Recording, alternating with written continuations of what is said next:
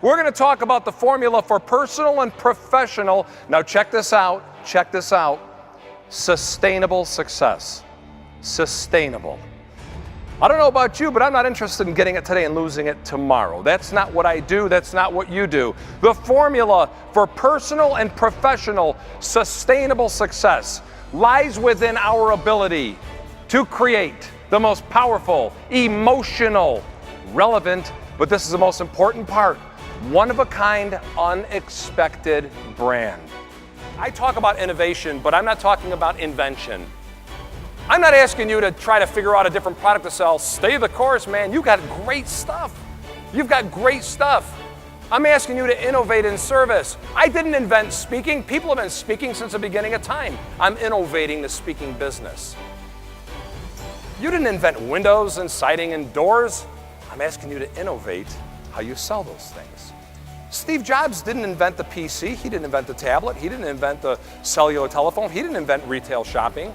He innovated how all those things happened and the experience we got from them. And you want to know how? Because he never said, hey, can we make a computer cool? He said this. Every time he innovated, this is the one thing he said. How can we change the world? And the one thing you want to ask yourself every single time a customer walks into your place is this. How can we change their world? They're living the Harley life. And man, you want to talk about a group of brand evangelists? Holy mackerel, these people have the Harley logo everywhere. Hat, shirt, jacket, belt buckle, boots, wallets, key rings, coffee mugs. This is documented, swear to God, documented fact. Some of the top corporate executives on the globe have the Harley logo tattooed on their butts. They do. Oh, you think that's funny? You think it's cute? Let me tell you something. You figure out a way to get your customers to tattoo your name and logo on their butts, then you've made it. That's the brand you want. And every single showroom was exactly the same. Not the way they looked, the way they acted. Here's what I mean. We'd walk in every time. How are you? How can I help you? How can you help me? Well, we're looking to remodel our kitchen. Wonderful. Let me go get some brochures. Do you have any idea of color? How big is your kitchen? Do you have a budget in mind? Bam, every time, bam. It was like after about 6, 7, 8 of these, it was like, how can I help you? Wah, wah, wah, wah, wah, wah. That's what I heard. Now, the other thing is every time we walked in, the person walked right up to me, ignored my wife. Every time. Now we walk into this place, this slight little guy named Steve walks up, walks right by me, ignores me, shakes my wife's hand. Good idea. She looks at him, he goes, hi, I'm Steve, and your name? She goes, my name is Debbie. And she turns to me and she goes, he gets me.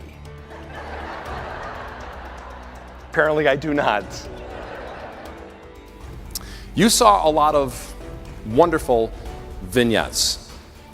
And one of the ones that I saw, which I thought was really kind of telling, was a gentleman named Alan Schlangenbach, or whatever his name is. He seems to know a whole lot about a whole lot of stuff, doesn't he? I just may consult with this young man. Alan said this, you're okay, I like you. He said, I like you, but you know what? You haven't blown me away.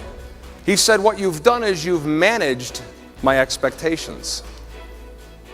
You've managed my expectations. Here's a definition of customer satisfaction. Here it is. I have an expectation. For whatever reason, you have called me, you have advertised, I've heard it from other people. I have an expectation of what it is you as Delta Airlines is going to do for me. Now, you can go bam and hit it here, bam and hit it there, or bam and nail it. And actually hit my expectation. You know what you just did? You made me a satisfied customer. I'm going to say this right now, and Tim, I don't know enough about the marketing materials that you do produce, but I'm going to say this. If you have anywhere in your lingo, anywhere in your materials, anywhere inside of you that says, our goal is to satisfy the customer, get rid of it. Get rid of it. And I'm telling you why. That's not enough. That's not enough. You think that satisfying a customer is good enough? No way. You know what? Here's what happens. I'll be your customer if you satisfy me until the next best deal comes along. then I'm gone. If all you're going to do is meet my expectations, I'm gone. You want to take them from here to here, which is loyalty? Here's what you have to do. You have to shatter their expectations. Shatter them.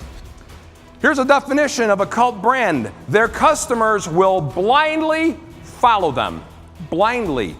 They will without question do what they ask them to do, and without argument ever pay what they ask them to pay. Have you ever stood in line at Starbucks and heard people arguing, I'm not going to pay that?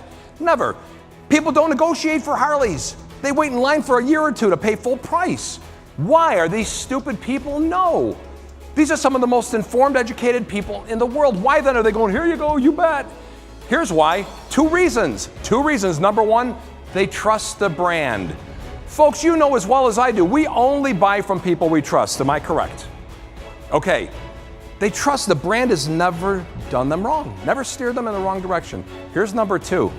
I was having breakfast this morning with some folks from Milwaukee and a gentleman from Seattle. And we're talking about kind of business development. Here's number two. The brand somehow enhanced that person's life. A couple of years ago, I asked you a question. I started off and I said, if somebody stopped you and said to you, hey, you look familiar, what do you do? I asked you, how would you respond to the question, what do you do? Today, I want to ask you this. If somebody stopped you and said to you, hey, why do you do what you do? How would you answer that?